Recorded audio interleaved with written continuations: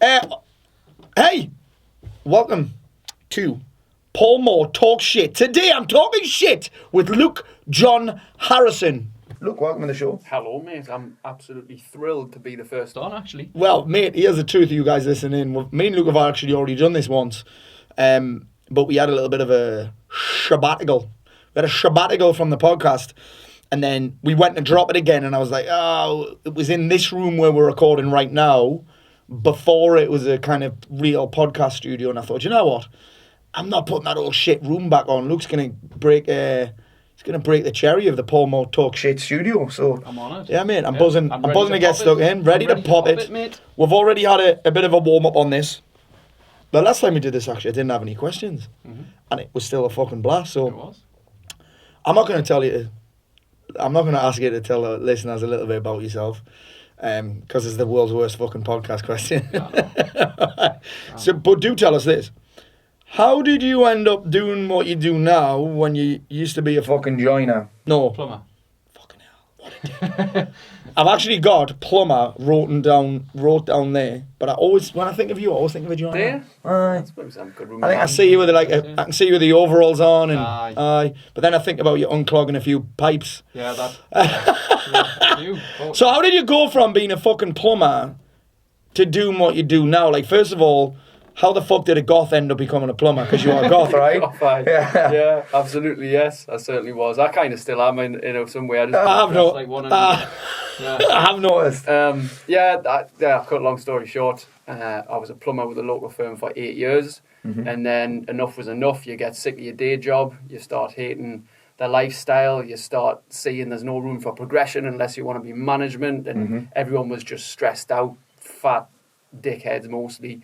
You don't want to go down that route a lot of the time. So it's just when enough is enough. You're sick of your day job. You want to start something new, something you're passionate about, something you like and excites you. And what was it? It was training. For me, it was something physical fitness related. I wanted to become a personal trainer. So I went down that route, got the qualification on the weekend. And then it was your event on, I think it was 2013, 2014. It would have been 2014 because my son was born, so it would have been 24. I was living in Spain, right? Yes. Yeah, I was living in Marbella. So My Brain, Your Business. Yeah. Is that right? Is that where I dressed up as a giant cock? Yes, you Yeah. did. I just act like one now. Yes, you did. And I wore the Spartan outfit, Yes. which I paid about 400 quid off eBay for. And it was the most uncomfortable day of my life. Jesus Christ. Proper full-on armour. That was because you had a stiffy though. Well, all day, and I was trying to cover it with my armour, you see. So it was a bit uncomfortable. So let's dig into this again then, rather than telling the whole story. So we were in a job that we hated for 8 years. Yes. That we kind of, like, how did you end up in that job to start with? Why? Parents kind of, you should get a trade, you should do this, you should do that, go to the job centre, have a look what's on offer. There's an apprenticeship for a plumber, try that. Actually tried it, failed 1 year, went the next year, got offered 2 jobs, I choose between them. So I did that. It was great for the first few years. Like anything, it's a change, it's new, you're learning something different, you're working with new people, you're getting money regularly, you can have your own house, your car. And I had the secure job. Sick pay, holiday pay, decent wage, enough to live off. I had the Audi car, everything, but I was miserable. I was fucking miserable. You know, I was still taking coke on a weekend. I was all over the place with my relationships, cheating left, right and centre, just not being a stand-up role model. Health wasn't particularly great. I trained at the gym, but I wasn't serious about internal health. That's changed a lot over the years. And mental health as well. So you basically just train to get hot birds. Yeah, basically. Yeah, trained, insecurity, I guess. I think that's why most people start training, isn't it? That insecurity. I think that's why almost everybody starts. I think actually that may be changing a little bit now. But I think, how long ago was that? So, well, I've trained all my life really from the age of 16. So that's like coming up 20 years now for training, being in an environment. But it was 9 years ago that I took my qualification and left my job. That was 9 years ago. And then, but actually, it was you who made me put me noticing. Whoa. What did I do? Did I pin you down and say, how'd you notice it now? No. It was actually inspired us. Man, now we're fucking talking. No, you did. Because it was at that event, and you just vomited all these ideas. Me? All these ideas, the fucking information you gave at that event was insane. Yeah, it was. And I was just massively inspired us because I think it was the April I was supposed to leave my job, and you inspired us to do it like 3 months earlier. Oh, sick. So I managed to do that. I was like, right, I went home that event. All right, I've got all these ideas. I'm just going to go for it. You know. And then from there, put me notice in. I had my qualification. I was ready to go. Yeah. And then I started the outdoor boot camp. Sick. From there. I love it. Let's go back then, because I mean, I know we talked about that last time, but I want to cover it again because I think it's going to be valuable for a lot of people, because I think there'll be people listening in for sure and watching in that have a job. Yeah. Don't particularly like it. Maybe have a little bit of a side hustle. Yeah. What was that whole process like? Because it's easy for me. People ask me, what should I do all the time? I'm in a job that I don't like. What should I do? I'm like, well, I can tell you what I would do, which would be to go fucking balls deep. Yeah. But that maybe isn't what you should do. Yeah. What was your whole thing like? Because were you supported in it? Did you have savings? Did you? Yeah, I had a little savings. I think I had about 2 or 3 months worth of wages saved. Yeah. And I moved back in my parents. I rented my house out at the time. I eventually sold that house. I didn't make any profit on it. But I moved back in with my mum and dad. First my dad for 6 months and then my mum for 6 months. So I actually lived from my bedroom trying to build this business until I got a gym. And I lived in the gym for a bit, upstairs, no heating. That was a bit of an experience. But like what you're saying, people hating their jobs, wanting to start something, they see everybody online doing it, making it look so easy, making things look so flash and like big business and stuff. And everyone's looking at the people like Cardone and Vaynerchuk and everyone, you know, it's appealing, but the graft required is insane. So for some people, it's not for a lot of people. It looks appealing to be your own boss, but like the work ethic, the consistency, the discipline required. The risks. Exactly. It's not often for everybody. I mean, sometimes some people like, because I see people all the time moaning about their jobs. Yeah. And part of us thinks, well, why don't you just fucking leave? But obviously it's the fear and the uncertainty is where's the money going to come from. But sometimes these people would be better off working in Aldi or Asda, happier, just still earning a wage. Maybe it's slightly less, maybe it's different hours, whatever, but at least they'd actually be happier. Do you know, I think the other challenge I think though, Luke, as well, is that sometimes it's actually not the job. It's kind of like in relationships. People have the same relationship just with different people. Yeah. The same thing, moving from relationship, or same thing keeps happening. That could happen in the job. So people are like, should I leave the job that stresses me out for one that's more happy? I'm like, well, that would make sense. Yeah. But what if it's not the job? Yeah. Yeah. Do you know what I'm saying? Yeah. What if it's not the job? What if it's not the client? What if it's not the staff? Yeah. At some point, I've got to think, well, is it me that's making this stressful? Yeah. Or is it the job? Because some people can handle it. There's some people there that don't get stressed in the job. Do you know what I mean? Yeah, yeah. It's linking enough perceived value, linking enough perceived benefit. Yeah. I remember going on a course once and this guy was like, oh, it was all over the place. And he was like, right, I booked loads of holidays last year because I just wanted to get away. Yeah. That's why most people book holidays. But he's like, when I was on holiday, I was still overthinking. Because wherever I go, I am.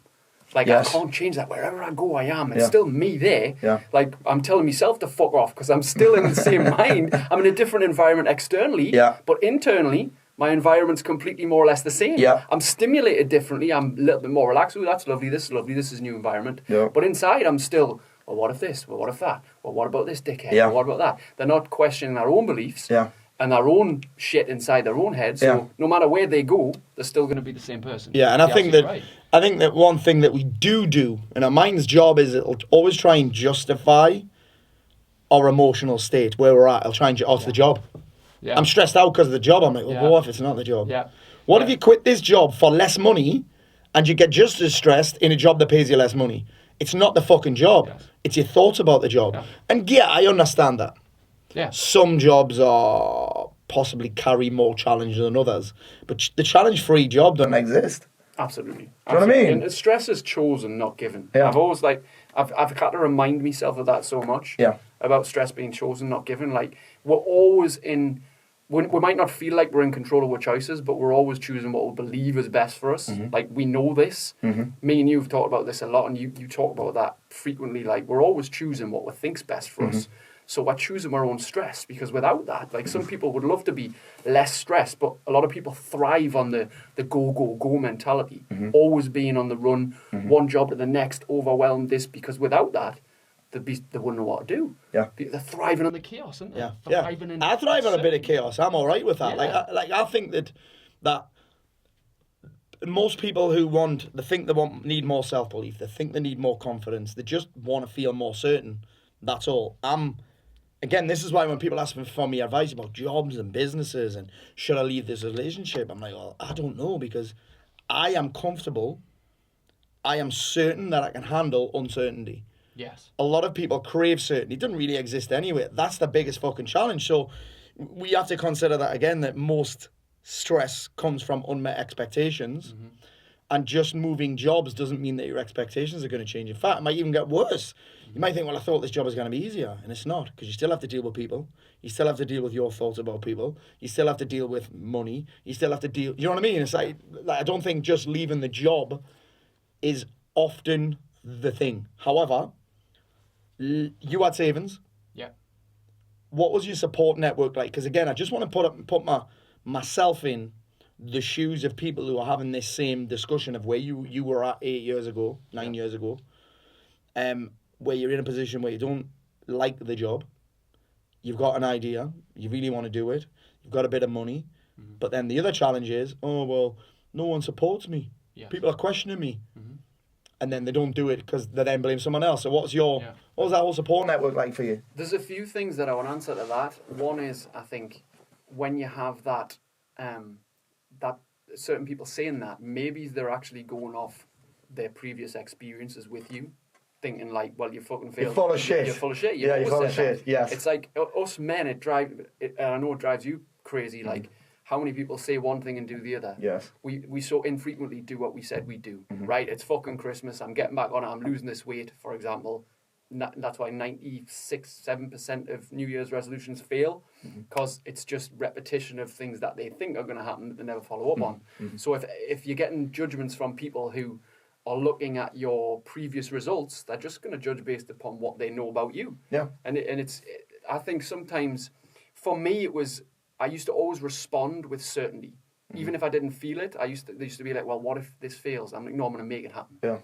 But what if this? And I'm like, well, I'll cross that bridge when I come to it. Mm-hmm. I have to make this happen. Mm-hmm. It gets to the point where in my job, I was so miserable and I was so hating and anxious and angry so frequently that the only choice was to change. It's what's the saying? You've said it before. If the true change only happens when the pain of change becomes easier than the pain of staying the same. Staying the same, yeah. Yeah. So that's when anger's a useful emotion. Yeah, definitely. So I was angry and that kind of pushed me. But the problem is that I can't rely on anger to keep pushing me. It's like people's problem with motivation, isn't it? I'm pissed off this weekend. I'm fat. I've fucking done it again. Fuck this. I'm starting on Monday. Yeah. But then Wednesday they feel more relaxed. Yeah. They can't get motivated because they're just relying on one thing to push them forward. This is why anger's a great fuel, but it's not a continuous burner.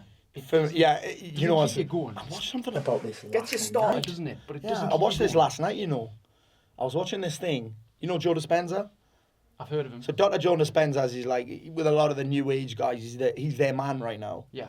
And for a few years, Arjuna's into him, for example. A lot of people who I know are into him, and I've been like, it's not my cup of tea, but it's one of those things where, do you know what? You know what I'm like? I'll be like, fuck that, fuck that, fuck that. And then eventually it'll come to me. Yeah, right?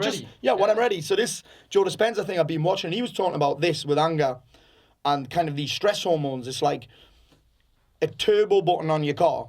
You can use it and it'll get you going, it'll move you a little bit faster. Yes.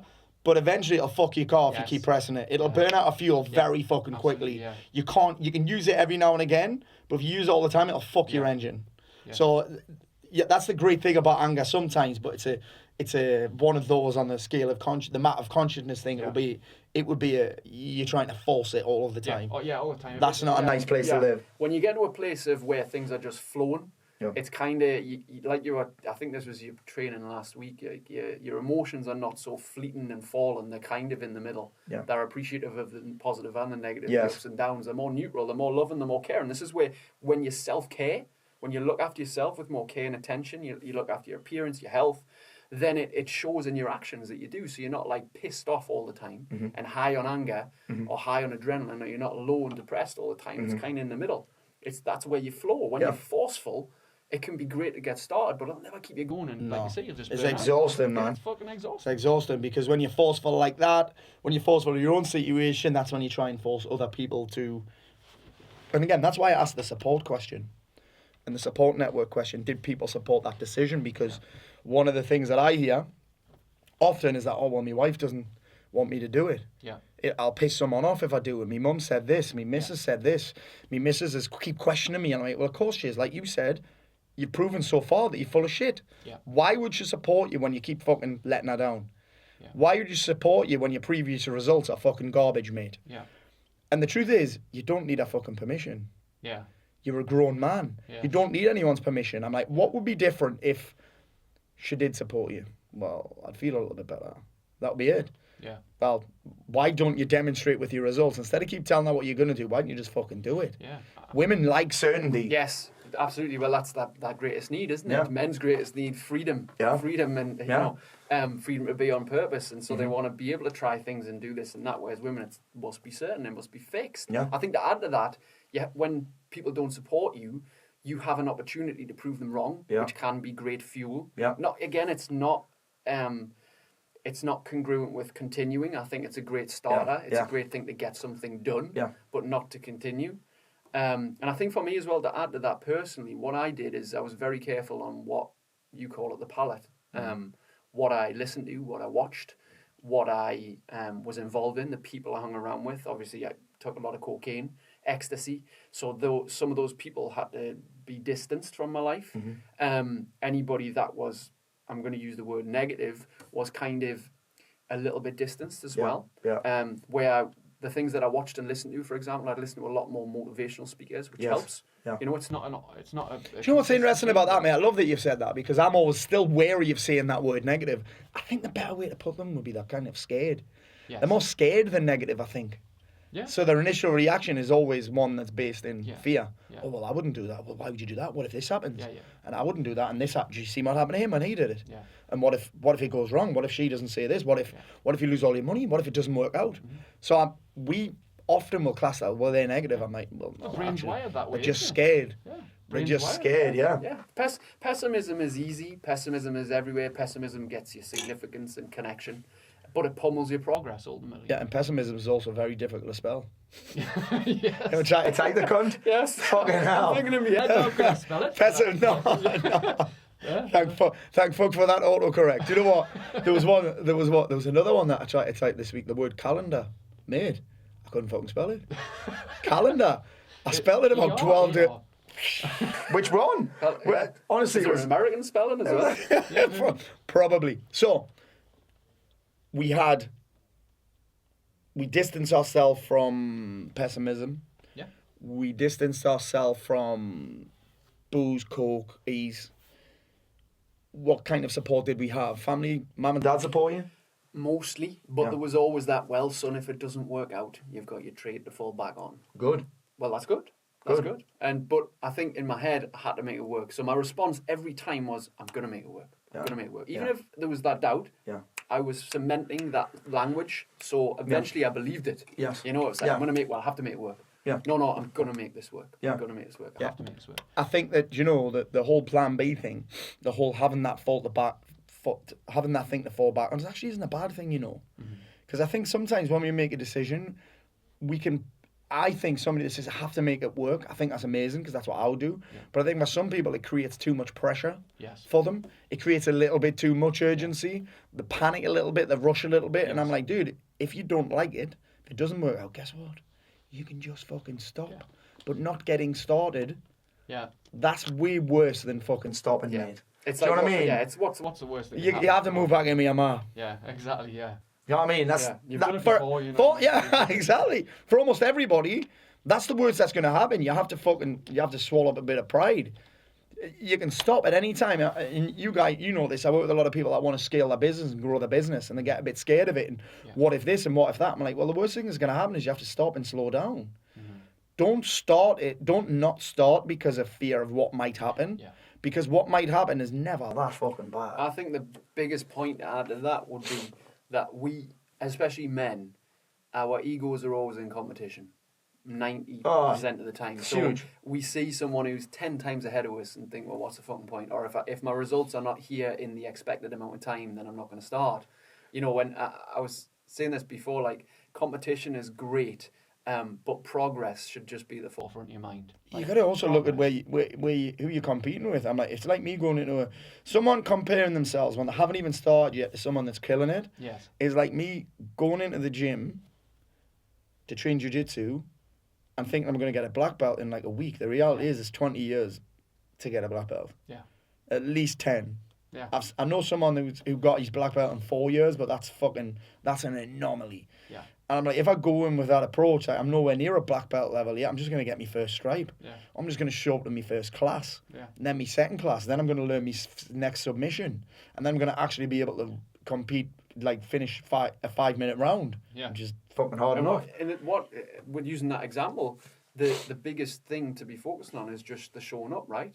That's the progress. Sometimes the progress could be simple as I just showed up. This is one thing that's doing me head in the minute, right? I get asked, you get this, mate. We get asked the same questions all the time. Yeah. Like, mate, you've just asked us a different question, the same question in a slightly different way. My answer's still the same. Yeah. So I did a Q&A with Darren Cartel last week, and he got asked the same question over and over again. How do you create engaging content and grow your following? Yeah, show the fuck up. Show the fuck up every day. Yeah. How do you get better at jiu-jitsu? Show the fuck up. Yeah. Show up. How do you get stronger? Keep showing up. Leaner? Yeah. How do you lose weight? People think there's and I don't want to say the magic pill thing, but I'm like, you keep asking the same question, there's not a different answer. Yes. You can frame it in whatever way you want. And the other thing that you touched on there was getting started. I think the challenge that a lot of us have is we're just looking for the best way to get started instead of just getting started. Yes. Paul, I don't know where to start. Yeah. Just start. At the start, mate. Yeah, yeah. You're looking for the best way to start. The best way to start is just to start. Yeah. It's mad, isn't it? Yeah. So what did you do to start with? I heard about you and attended your seminar. How did you hear about me, by the way? I don't know this. How did I hear about it? It's just through... It's through the Gazette? No, the Mort's code? I'm saying word of mouth. Somebody told us about you. I think I checked you out online, maybe Facebook or a website, and then I followed you from that. Shit, maybe MySpace back then, bro. Maybe. MySpace. Maybe. Shit. So, you heard about me. Yeah. You came to the course. You had the idea. Yeah. And you kicked the whole thing off. Yeah. Yeah, started outdoor boot camps. Worked with a couple of other business coaches along the way, but I always kind of came back to you. Yeah. The first few years were a little bit in and out. Yeah. And then, obviously, I joined full-time with Elite X and Alliance and everything a couple of years back. And all that mad shit. Yeah, and all the other stuff you've run.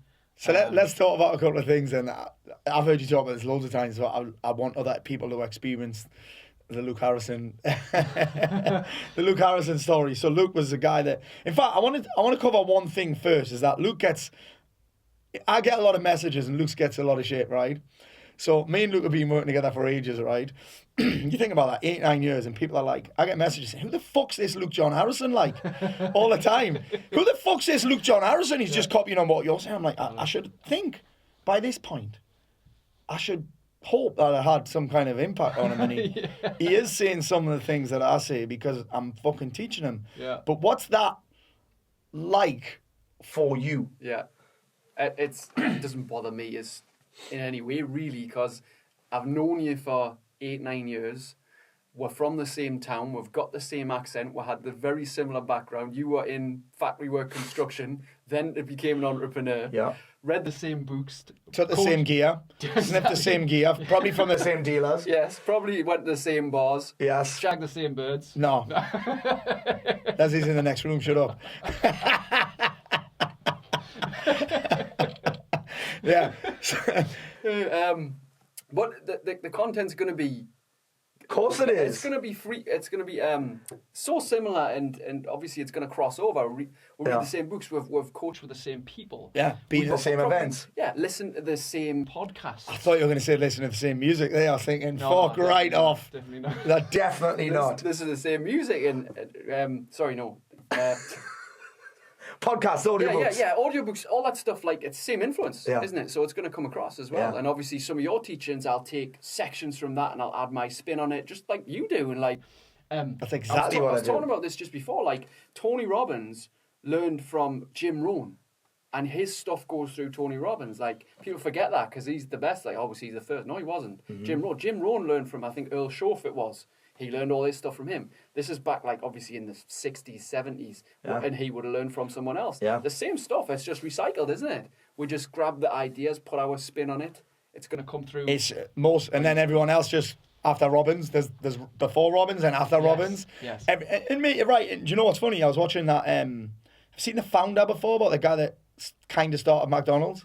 No. Or stole McDonald's from the guys that actually invented McDonald's. Ray Kroc, it's called. Mate, the movie's excellent, actually. And at the start of it, he's listening to motivational LPs. Right. Like legit has a fucking LP on a record player. Wow. He's on the road selling milkshake machines that are shit, massive. Yeah. And he's got this every night when he stays in a motel, he plays this same motivational tape over and over again. And that must have been, I wouldn't like to say, but before the 60s, I'd say. Yeah. Yeah, and that mad. So then it's all carried on from then until you've now got fucking, everyone's fucking doing it. I know. So I've gone from that piece. I did have something else I want to ask you, and I've totally forgot. Where's Mark? Where's Mark? Mark! So we got, started working with me. You get that. Let's talk about this other thing that I really wanted to. I know where I am now. So back in, I can't remember the year, you got a bit of shit.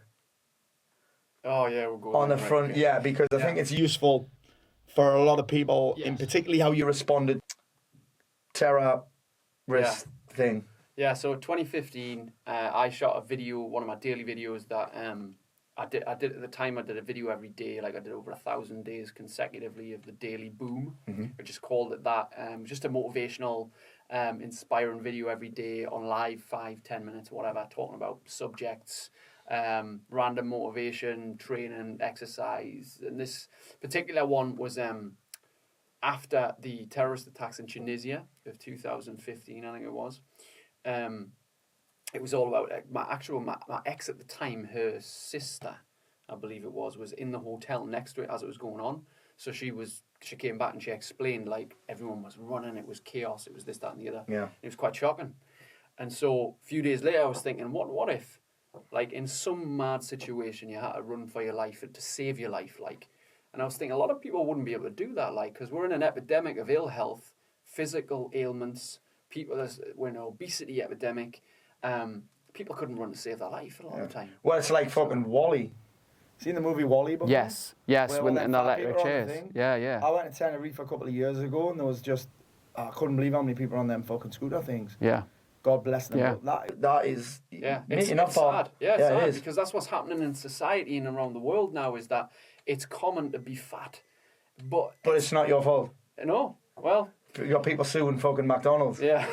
Fuck off, man. Yeah, responsibility at the end of the day. Yeah. But at the same time, like, you think sometimes being out of shape to the extent where you couldn't run down the street, you couldn't climb a fence, that could fucking save your life someday. You might have to... It could save one of your kids' lives. Exactly, yeah. You could run out the house if it's on fire, for example.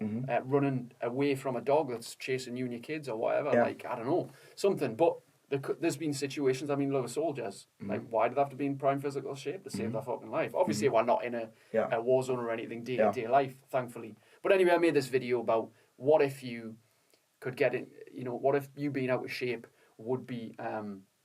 detrimental to your life at some point. What if you had to be in shape to escape danger, for example? And I kind of linked it to that, and I got a load of shit for it online. People taking it completely the wrong way. The paper said that boot camp trainer, I forget what the actual headline was, but you can Google it. Boot camp trainer tells people how to run away from terrorists, which is bullshit. Like, not at all. When you say paper, what paper? The Gazette. Yeah, and the local paper. Yeah, it was in the Metro. I was a writer for the at one point. Me too.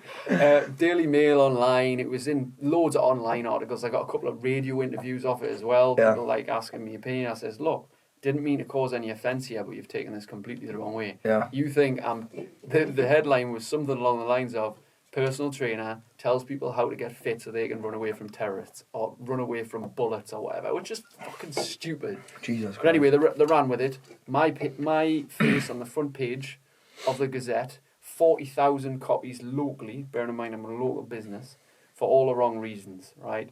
Obviously, the anxiety hit immediately. Didn't want to leave the house.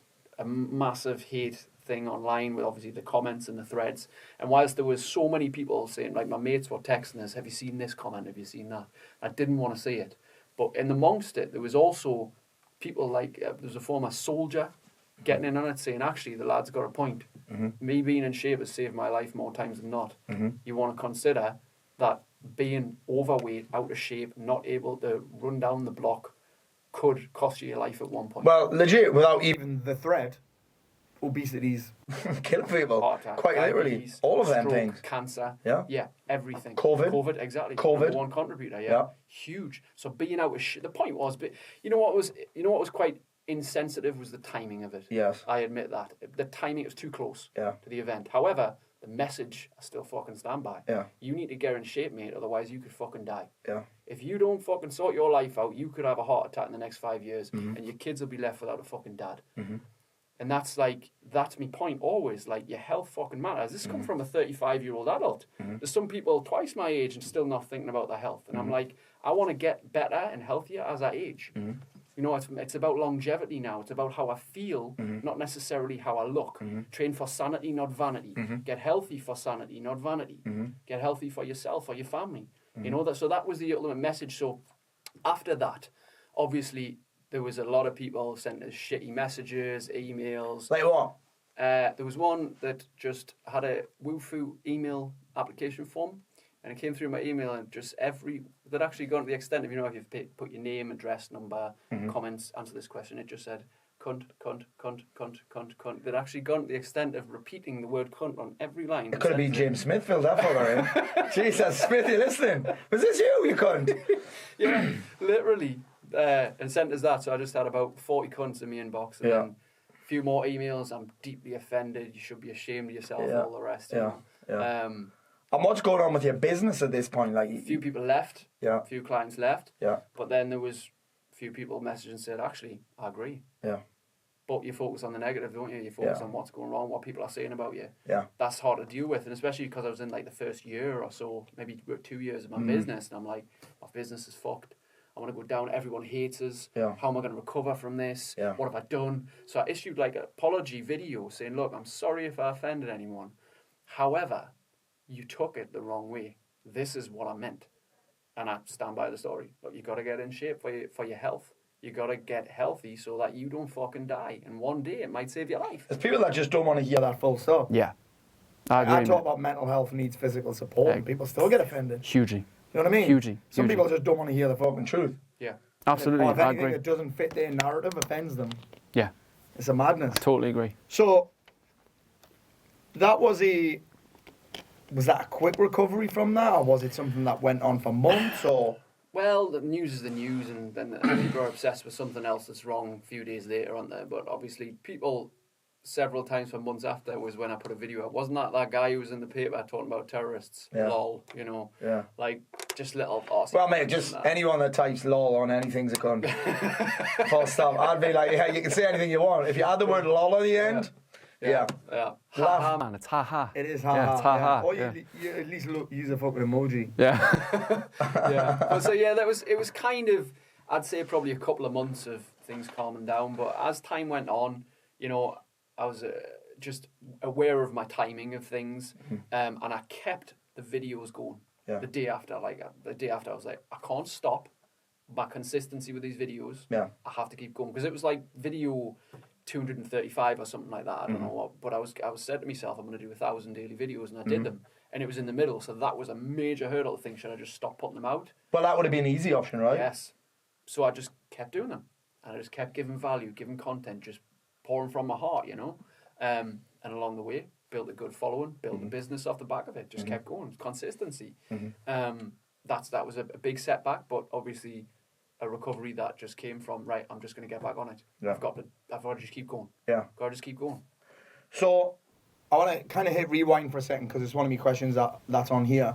We talked about boozing and gear and ease and that. Like, how did you get a handle on that? So, I started smoking weed when I was 16. I started drinking, going out on a weekend, went in Shields when I could get in when I was 16, 17. Fucking late comer. Shields, You're late comer, look, I love it. I was. I actually didn't even have a drink when I was 16. Jesus Didn't even have a drink Christ. when I was 16. Well, I wish I didn't. So 16, started drinking. 17, started the weed. I went into college. I dropped out of 2 subjects because I was smoking weed, getting high on the fucking dinner times and that. I sometimes I went through about 6 months where I was smoking weed every night, really bad. I kind of cut that down, and then I think I started to introduce harder stuff. After that, it was the coke and the ease. And And it was just more or less every sort of other weekend was either a session on the coke, the pills, whatever. And that went on until my mid-20s. The last line of coke I had was 5 years ago, 30th birthday. And prior to that, I hadn't had it for a few years. And I had it on my birthday, and I had that initial buzz. And then when I came down, I thought, I don't like this. This is not me. It's not me anymore. Yeah. And that was the kind of turning point as well. I think a lot happens in your life when you hit certain milestones as well. I hit 30, and I think sometimes I had to do the behaviour once just to see. You know, I was like, am I still going to enjoy this? I didn't. I was like, I'm past this. I'm past this now. I'm in my 30s. And now 35, I'm changing even more. I'm like, mindset's always shifting further ahead. You start to think a bit more rationally when you get on. But I see a lot of guys... I think you just find other things that you give a fuck about. Yes. Things that you value higher. Yes. So that was the case, mate. I finished my job as a plumber, which I took coke and these regularly whilst I was plumbing, obviously not, but on the weekends and stuff. I think... you can get away with it then. Yes. When I was 26, 27... I started to become a personal trainer. It doesn't quite fit with the ethos of what I was doing. So I had a different environment. I had different influences. I had different things that I was listening to, people I was hanging around with, courses that I was going on, things that I was learning. I was like, I can't promote a healthy lifestyle and still be snorting stuff up my nose every weekend. I can't be preaching that. So that was a huge turnaround for me. That massively helped. Well, that was an identity shift as well, yes, isn't it? Huge identity shift. Like, I'm not just a construction worker who gets pissed at weekends and takes drugs because I deserve it. I've had a hard week. I'm going to unwind with the lads. I wasn't that person anymore. I had to become a businessman, entrepreneur, a personal trainer, somebody who promotes health and well-being to people. So I can't take that stuff and do that thing. So that was a massive turning point. I think that was probably the biggest. And the behaviour continued, but only mildly, infrequently, until my 30th birthday, and I was like, I'm done. Yeah. That's it, I don't like this anymore. Yeah. That's not me. Yeah. I think that was it. And that was it, really. More or less. So that was it. Because you'll be the same as me. We work with guys that want to get a handle on it, say they want to get a handle on it, stay off it for a bit, end up back on it. What would your strategy be around that? Yeah, so the identity shift was huge. So we'll talk about identity, what we say. I've always been this way. This is who I am. I've always done this, yeah? Well, I'm just that kind of person. Everyone does this. Yeah, everyone. This is normal, yeah? Who you hang around with? Massive. Huge. So I had to let go of some people, just distance myself, not go out as much. And as well, I had to think to myself, well, if I have a drink, then I want some. Yeah. So it was like, how can I distance myself from the drink? How can I find something better? So what I did find was training in the gym Saturday morning. That was huge because it kept us accountable on a Friday night. I have to do that. I have BJJ every Friday. Yeah. And then PT at 6 a.m. on Saturday. There you go. Yeah, exactly. We do a 6:10 a.m. training with my tribe on a Saturday, and it's packed. It's thriving. It's people love to get up and do that because it helps them stay accountable on the Friday night. The Saturday is a different story. So for me, I now get up on a Sunday and do yoga early, and I plan my week on a Sunday. So I'm like, that's something to get us in the mood. Yeah. I have to produce. I'm on a mission now. You know, I have something to look forward to every Monday. But I think that was a big thing. It's like, right, what am I going to do this week? I started planning the week. So that was a huge thing. What can I achieve this week? How can I progress with my goals? What things can I attack and go for? Have something, like you say, something to hunt. Right? Something to hunt. Something that you give more of a fuck about. Something that if you do drink, will be impacted by it. Hugely, massive. Do you know what I mean? Yeah. I was saying, when you were a plumber there, it didn't really matter if you showed up fucking hungover. Yeah. Didn't matter. Oh, absolutely. You still get paid. You'd still get paid. You still get your paycheck. You still get the work done to a standard. Yeah. If I get pissed, then it'd be nice to feel a little bit better about so far. Yeah. I think what you've created is something, again, you give more of a fuck about. You got a bit of a leverage behind it. It feels like you're on a mission. You feel like if you do drink, you probably could, but it would slow you right down. Yes. I had a drink on Saturday, and I wasn't even pissed. And I still feel like shit today. Yes. I trained this morning. I was shit. I'm training again tonight. I'll be shit. So it was just a challenge. Yeah, it's just, it's just it's a nice little, and I was saying this today, it's a nice little alarm clock as to why I don't do it very often. I'm not going to beat myself up, but I'd planned it. I'd planned it in. Haven't got a crazy week this week. I ran 2 events last week. I was like, you know what? I'm going to have a few beers. I kind of enjoyed it, but I'm like, it was a lovely reminder that, wow, now I see why people don't make progress. And I was like, I don't know how people do this, but I'm like, I do.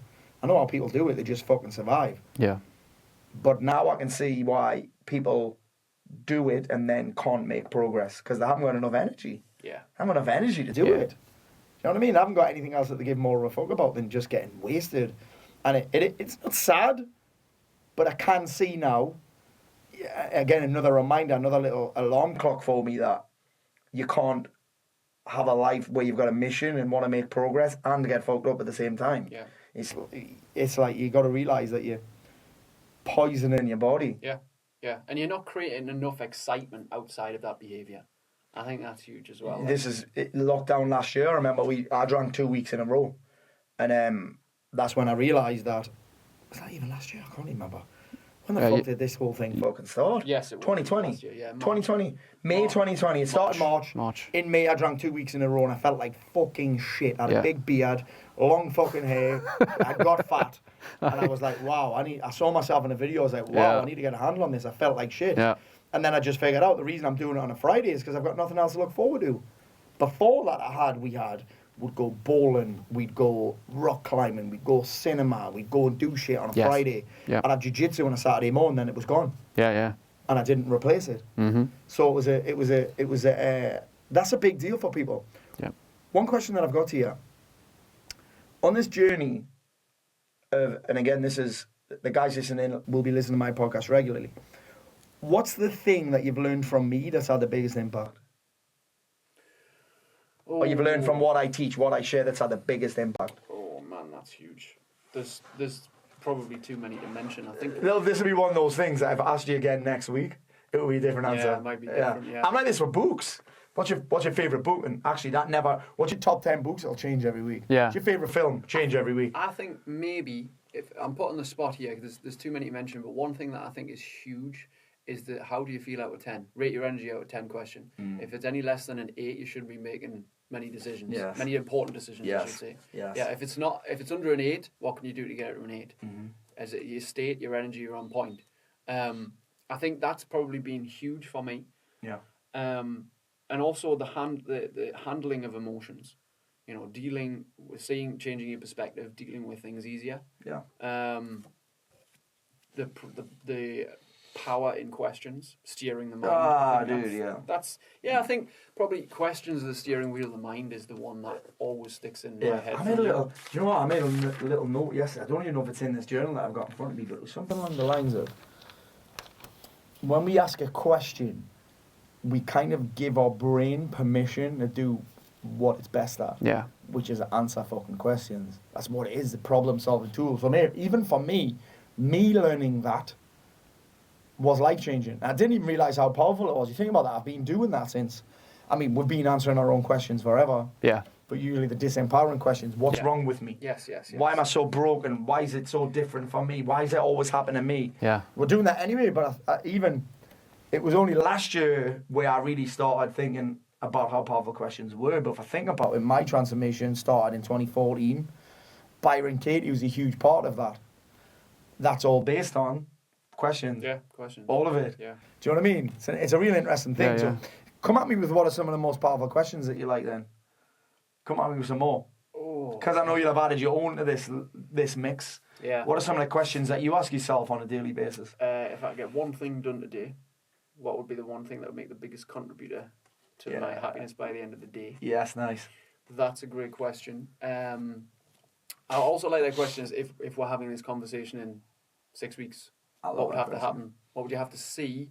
What would you have to feel? What would you have to experience in order for you to be happy with the progress you're making? Yeah, and that progress part, mate, I can't stress enough how important that question is. I like to add the see, feel, and experience part of that as well, because I think that's often neglected. It's like, what do you want? Oh, well, I want more money, or I want to lose weight. Now, what do you want to see? What do you want to feel? What do you want to experience for you to be happy with your progress? I like that as well because I think that gets us out of the thinking centre. Yes. What do you want to have? Yeah.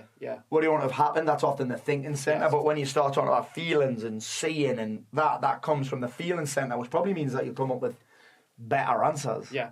That aren't just a bog standard shit. Yeah. I think one of the biggest ones as well is I ask my guys every day this in my tribe, just like you do, is give me one thing to be excited about today. It's the most underrated question ever. The simplicity in that question is insane, but giving your brain something to actively be grateful for in advance is so fucking powerful. Yeah. Like, because you'll always meet someone who's, I've had a shit day. No, you haven't. You've had a day, you've just lived with shit. Yeah. As soon as you add that in on a morning time, usually, as soon as you program your brain to look for excitement, it will find it. But it's just often... Yeah, brain always find what you tell it to. Exactly. And I'm training people to do this as well, because some people are like, I find this really hard. And at first, of course, you're going to fucking find it hard. Because it's new. It's like going to jiu-jitsu and expecting you should be a fucking brown belt, mate. Yeah, it's not happening. Exactly. Yeah, it's new. It's a new skill. It's your brain's not wired to be happy and fulfilled and abundant. No. It's wired to just keep you alive, right? It's wired to look for danger. Exactly. Yeah. That's it. Yeah. And it's a real... now that you've said that, actually, when people talk about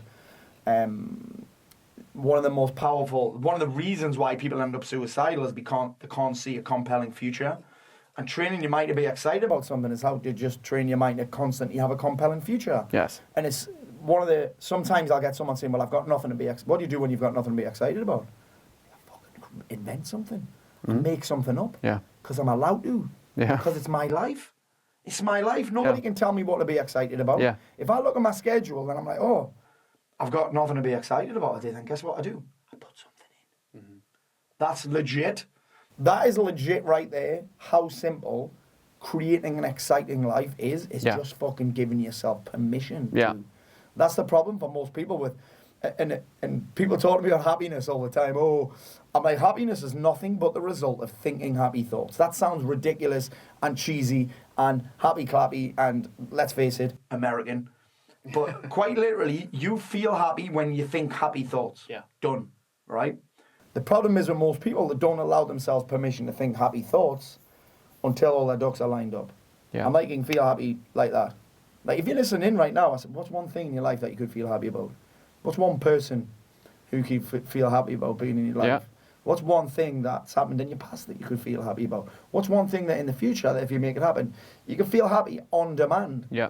People just think it's this fucking magical, mystical place that you get to when you've got this much money and that car and that bird and these tits and your dick's that big and you know what I mean? Yeah, it's well, that is when people are so focused on the prize they forget about the process and loving the process, falling in love with the ups and the downs, the flow, the ebbs and flows, the swings and roundabouts, as they say. Pain and the pleasure. Yeah, exactly. The pain and the pleasure. Support and the challenge. You know, the positive and negative. It's all part of the process. Yeah. Like, we have to love that to have a deep appreciation for the big thing when we get it, because we've all experienced this part where we get this goal or this thing and think, oh, that's nice.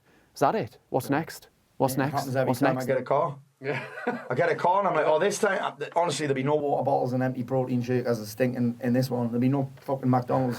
No McDonald's. 2 weeks later, it's fucking, the passenger seat's fucking the same size as me with shit.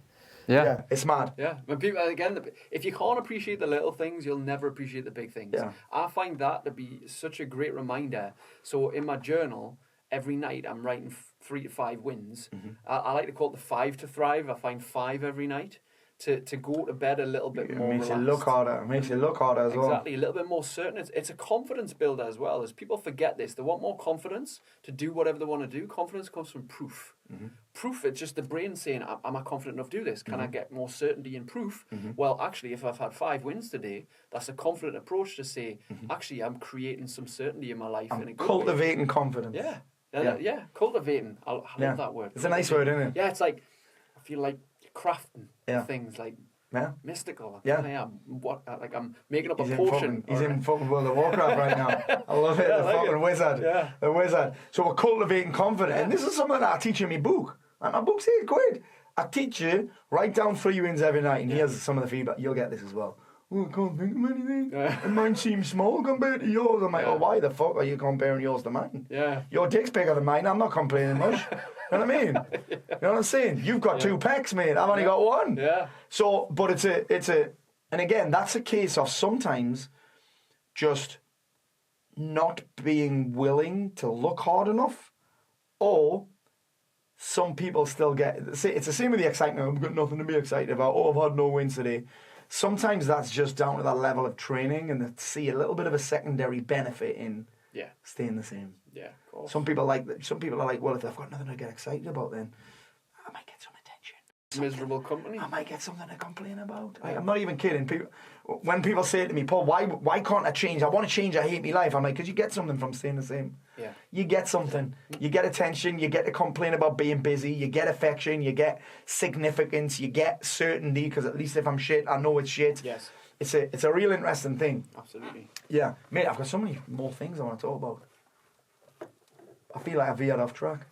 Have I veered off track? There wasn't a track. Maybe there wasn't a track. Yeah, well, there wasn't a track. We created our own path. So we talked about the questions and some of the things that have impacted you the most. What are some of the things you've struggled with since starting your own business and doing your own thing and doing what you're doing right now? Because it's kind of a combination of fitness and mindset and all of this shit, right? What are some of the biggest challenges you've had? Opinions of others is always one. I think everybody... Let's stay here. Yeah, I think everybody's going to have that. They're going to be worried about what others will think, worried about what those closest will think, worried if that new program's going to bomb, worried if anybody's going to buy, worried if they get rejected. You know, we've all got a fear of rejection at some point from some people, whether it be clients, whether it be, you know, people around us, friends. You know, that is a big thing. And again, the more it happens, though, the more common it becomes, the more normal it feels. Yes. Like, I'm used to getting shit online, as you are. I'm used to getting people saying, fuck you. I haven't had a death threat for about 18 months now. I think I'm doing it wrong. Yeah, like, I'm used to getting people, you know, talking shit, and this guy's a fucking charlatan, this guy's shit, a fuck off, you self-help cunt, all the rest, like, just all kinds of stuff like that. Or, yeah, you're wrong, this, that, and the other. Like, yeah, nobody's going to agree. Not everybody's going to agree with you, but that's okay. But the more that happens, the more comfortable it becomes. But I think over the first few years, because when you're playing your life, I'm just going to say regular or normal, and maybe you just put things out on Facebook that are normal and not polarizing, shall we say, you're not going to get anything but... Do you mean not your actual opinion? Yeah. That's what people do. Yeah. I'm not polarizing anybody, I'm just giving me actual opinion. Yeah. Do you know what I mean? Yeah. If someone asks me about the vaccine, I don't really have an opinion on it. That's why why haven't you posted about this? I'm not interested in it, that's why. Well, it's not something that interests me. I haven't really got an opinion on it. I've got no fucking knowledge on it, so I'm not going to give a strong opinion on something that I know nothing about. You know what I mean? What's your opinion on fucking this? I ain't got one. Yeah. I don't pay attention to it. Yeah, just try to stay as neutral as possible. That's one thing that I've learned from you and several others, is like, if I get angry or if I get fired up one way, then I'm not objective here. I'm kind of with things that are currently trending, shall we say, not to go too deep into things. But I've got to stay like quite compellingly neutral. Well, okay, you do what you believe's right for you, and I'll do what I believe's right for me, and who knows what's going to happen, or where it's been, or what this, that, and the other. Like, stay as neutral as you can, and you don't experience that consistent worry of others' opinions, or that consistent need, that pressure. Well, so here's what's interesting that you're saying about this neutral that I love, is that this is being aware that, because people are like, oh, well, just don't give a fuck what people think. I'm like, that's impossible. You can't not do that. Yeah. But the thing is, when you are neutral, it means that you know that you may get criticised, you may not. Yes. But either way, you're all right. Yeah. What happens if I get criticised? I feel a bit shit. Yeah. I might get a bit angry by it. What happens if I don't? Well, nothing. Yeah. Do you know what I mean? It's like, that's what neutrality is. I think when people are worried about what people think, that means they expect everybody to back them up. Yeah. And they don't do it because they know that their expectations won't be met, or they worry about their expectations not being met. That's when they get stressed. That's when they get angry, and they're doing it in advance before it's even happened. Yeah. I mean, just be okay. The reality is, right, and it's not that no one gives a fuck. It's that people don't give as much of a fuck as we think. Yeah. And most of the people who we worried about what they think, they don't give enough of a fuck to even give us an opinion. Yeah. And even if they do, it's not as bad as what they say it is. Yeah. Like, do you know what I mean?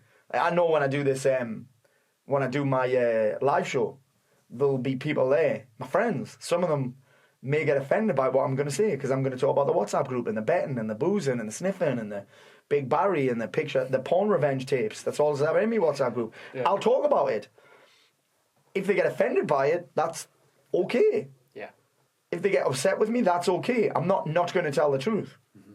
Yeah. I remember hearing that, I don't know if the statistic's particularly true, but it kind of rings a little bit true. 33% will love what you do, 33% will hate what you do, and 33% couldn't give a shit either way. Mm-hmm. It's kind of a very neat way to look at it, really. Like, you're going to get people who love it, hate it, and people who couldn't even give a shit. Yeah. But the problem is we won't... Well, 49% of America hated Donald Trump. Yeah. But 51% loved him. There you go. Do you know what I mean? 49% of the people hated him. Yeah. But you only needed 51% to become the most powerful man in the world. Yeah. Do you know what I mean? So it's like, I kind of hate going over old ground, but this whole don't give a fuck what people think thing is not, that's not the way to do it. Yeah. Because you're going to give a fuck what people think. I think it actually, do you know what? Stop giving a fuck what people think is probably advice that perpetuates it. Yes. Because when you do give a fuck about what people think, people are now starting to think there's something wrong with them because they do. Yeah. Do you know what I'm saying? Because this whole message, just don't care what people think. I'm like, you're supposed to, mate. Mm-hmm. It's kind of this human need to want to fit in, to want people's approval. Yeah. It's a human need, but then you got to start looking at, okay, whose approval do I need? Whose permission do I need? Well, actually, you don't need anybody's. You've got your own approval. And listen, being criticised by someone on the internet for something that you did is nowhere near as bad as criticising yourself for something that you didn't. Yeah. Do you know what I'm saying? Because that's what we're doing every day, beating ourselves up for not living the life that we want to live. Yeah. And that feeling is worse than being beaten up, in inverted commas, or in fucking speech bubbles on your fingers, whatever that's called, by somebody else on the internet. It's a madness. Yeah. But if you get neutral about it, you're right. It's very easy to move through. Yeah. It's not that bad. Yeah. It's not that bad. It's got, sick. Yeah. Talk to me about Feather Boa. Rocky Feather. So Rocky, this is. You thought he was getting out of this one. Oh. You thought he was getting out of this one. So Luke also has a what we're going to call this. What is it? It's a Burlesque background. A Burlesque background. Who is who is he? Who is he? Rocky Feather Boa. I can't think of the name. It's like alter ego. Yeah. It's his alter ego. Yeah, it was an alter ego. It was a character and persona created. To be on stage and perform burlesque. When was this? When you were still a plumber? Yes, I think it was. I'm losing track of time a little bit here, but I'm pretty sure it was around 2010, 2011. I was part of a local burlesque troupe, which obviously burlesque is the art of performing on stage and usually the music and dance, and it's very free to be able to do what you want. A lot of the times it involves women taking their clothes off, there's the nipple tassels, things like that, but it can involve anything. It's just a freedom of expression. It's a wonderful thing to experience if anybody's ever watched a show, because you never know what you're going to get. But it's always just, it's entertainment. It's fantastic, flamboyant, boisterous, I guess you could say. How did you get into that? I used to be in a band for 8 years. I was in a heavy metal band called Beyond the Grave. We did a couple of UK tours. We did 3 EPs. We did a full-length album. We supported Cradle of Filth at the Carlin Academy with 1,000 people there. We did all right for ourselves. Never made any money. It was just fun. So I've always had performing, I think, in my veins. I've always wanted to be creative in that side. So when that stopped, I needed another outlet. So the opportunity came up to, I think I started, actually, believe it or not, topless butlering. So going to women's events, serving drinks with a dicky bow tie and not much else on. Yeah. Where the women would, be a little bit over pushy, but at the time I wasn't complaining. Yeah. And I did a few of them, and then I think I got approached or seen, look, do you want to get in burlesque? Do the shows at first, and then I started performing in them. So I would do things like the Thriller dance. I'd do but I'd be a Frankenstein, and I'd have stockings on, and I'd take the everything off. So I was just down to stockings and suspenders, doing the Thriller dance and that. And we did the Pulp Fiction Mia Wallace and Vincent Vega dance, but we did it where she took an overdose and I had to stab her heart and stuff, and it was just mad, like a proper choreographed thing. There was loads of others. I did like a Magic Mike strip routine and all that. There's a few of them still online, actually. You can find them on YouTube probably. Is that? I love it. But the character was Rocky Feather Boa, and it was Burlesque is the male version of Burlesque. Now, Burlesque was made famous, I think, by maybe Dita Von Teese, if I'm not mistaken. She's probably the most famous burlesque dancer. Right. I think she was married to Marilyn Manson, if I'm not mistaken. I think this is a long time ago, so my memory might be not the best with that, but anyway, burlesque is huge. I know they made movies out of it and stuff, and I performed as a male burlesque dancer, which was called Rocky Feather Boa. Rocky Feather Boa, yeah. And I did a Rocky routine as well with the boxing gloves and the feather boa. Oh my God. There's actually, I think there's still my Facebook like page for Rocky Feather Boa out there, which I haven't Rocky touched Feather, in boxing gloves and a feather boa. Yeah. Jesus so Christ. That was a part of my life which was fun. I met a lot of great people. Yeah. And it was freedom of expression. I think now I do that through my voice, my videos, my content, and that's how I find my way. And I love, like you, getting on stage, performing, being the centre of attention. I like that. You know, that's part. I love being creative and creating moments and content, and that's how I do it now, just through the expression of my coaching business and who I am, and my new book that's coming out and stuff. Sick. I love it. Talk to me about this, because I think this is important for a lot of people here. This thing that you got, because obviously gym, coffee shop, both shut down. Yeah. How do you adapt to that? Yeah, so me and my partner Tracy, we started a partnership. Big up Tracy! We started a coffee shop, South Shields' only and first dedicated specialty coffee shop called the Owl and Swan. Do you know I know it's great coffee? Matt keeps fucking off there every day. Yeah. But he always comes back with one. Yeah, it's the best coffee in town, mate. Best coffee in town. Because we've always had a love of coffee. And I have a private gym in South Shields. There was a small unit to the side of that which was unused. So I thought, how can we make this into a coffee shop? So we did. And then 2 weeks later, national lockdown hit. So, I got it all set up, put the investment in, the money, the time. Tracy played an equal part in that. And we opened up, had a great grand opening and everything, and 2 weeks we had to shut. Close the gym, close the coffee shop. Again, you're like, fuck. I've just spent all this money, thousands of pounds poured into getting the machine, the decor, the construction, everything built, the marketing, everything getting up and running. Then no, you're gonna have to shut. Yeah. So mentally, it's like, fuck, this sucks. What we're gonna do now? But again, we've said this phrase: we're all in the same boat. Like, just deal with it. You're gonna have to deal with it. You can fall back on your level of training, though, mate. Exactly, and that's. I think you introduced me to that quote: during times of extreme stress, you'll always fall back to your lowest level of training, not your highest expectation. So I think for me, it was like, you can either love this in some way, you can find a way to love it, or you can suffer. And that's your two choices. You can suffer this lockdown, or you can find a way to love it. You can find a way to then produce that feeling to other people, which is how I managed to keep the gym business going. As I said, right, we're going to take everybody online. You can choose to stay with us, but if you don't, what you're going to do is not, what's the alternative? Another great question you told me. What's the alternative? If you don't stick with this great routine that you've been doing, what's the fucking alternative?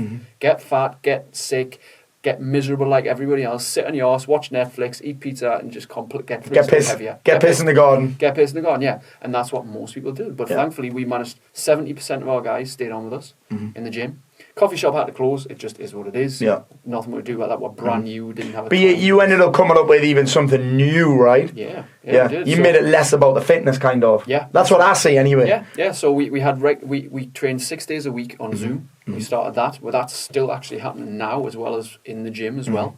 So we changed 6 days a day and the mindset stuff up. So we asked more questions. We got involved with mindset coaching. We kept people on track. We were regularly following up, making sure people were happy, motivated, excited, making sure everyone was helping each other out in our online community. And that just grew, and people actually joined us who'd never trained for before, from like Ireland, Scotland, London, down south, people all around the country, like, I want to get on your training. Now that was the advantage of lockdown, is we could do that. So we spread out. I just started promoting online, saying, look, I know we can't be in a physical environment, but I want to keep you going mentally as much as physically. And obviously, like you say, mental health needs physical support. So we'd train in the morning, would get mindset throughout the day, would keep yourself motivated and accountable.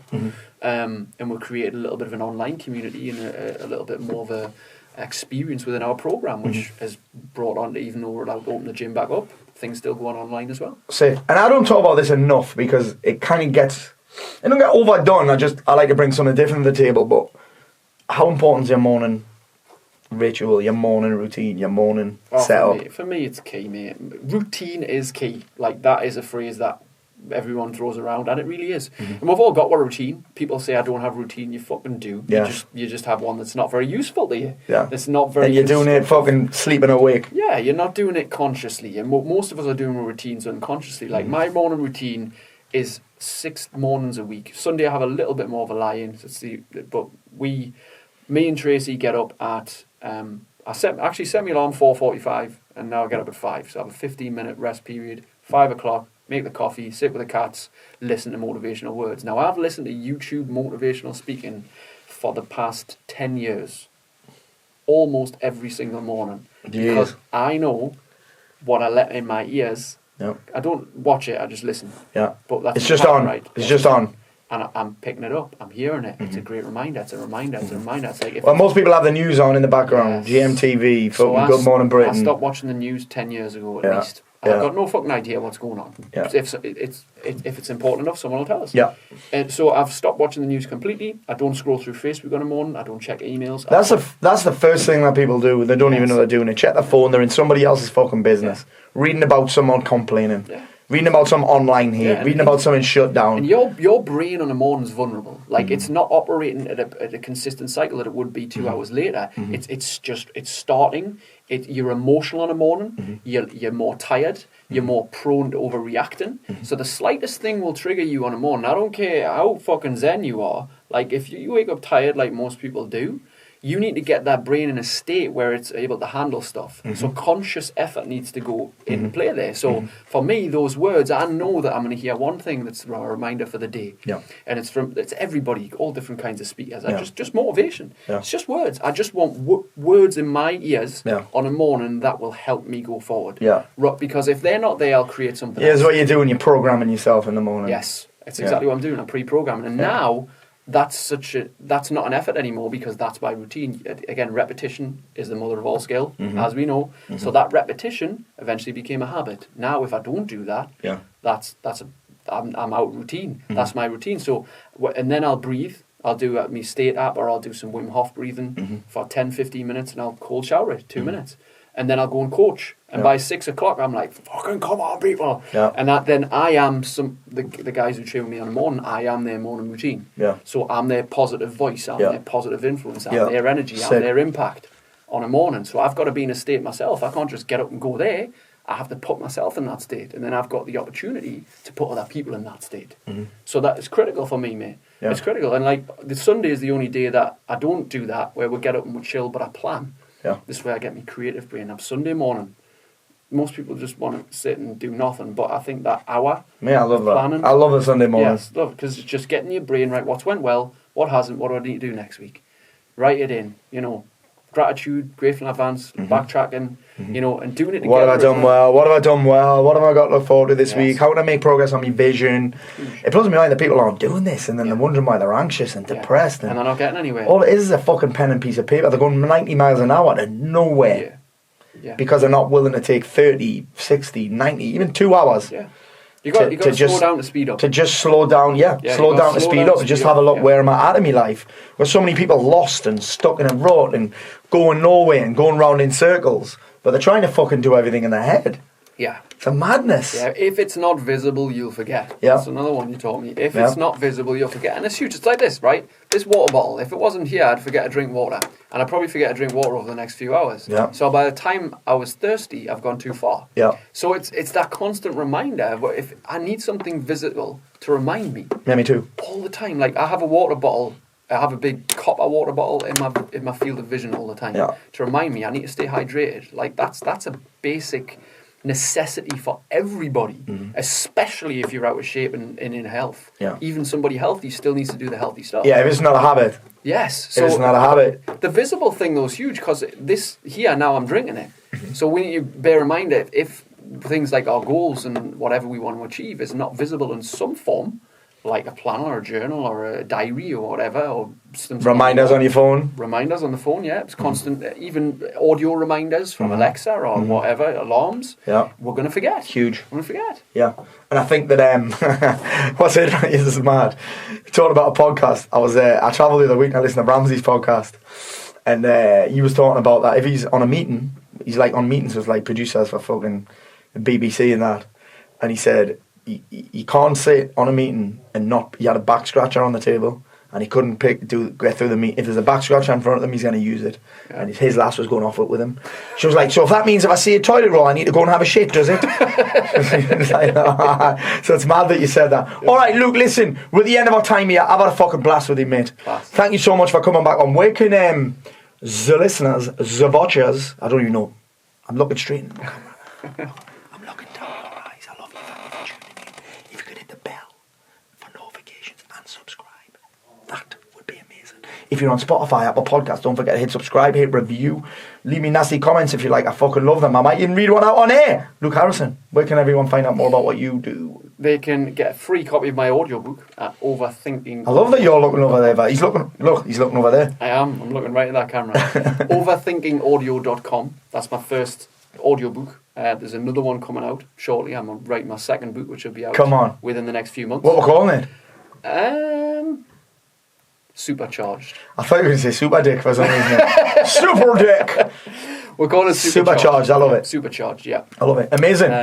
And also, you can find me on Facebook, Instagram, and YouTube at Luke John Harrison. I love it. Simple. And on the front page of the Shield Gazette. Luke John Harrison, Tunisia. 2015. Yeah, 2015. All right, guys, thank you for tuning in again. Don't forget, leave us a review, leave us a comment, subscribe, and give me some shit. I love it. Have a great one. Adios. Cheers.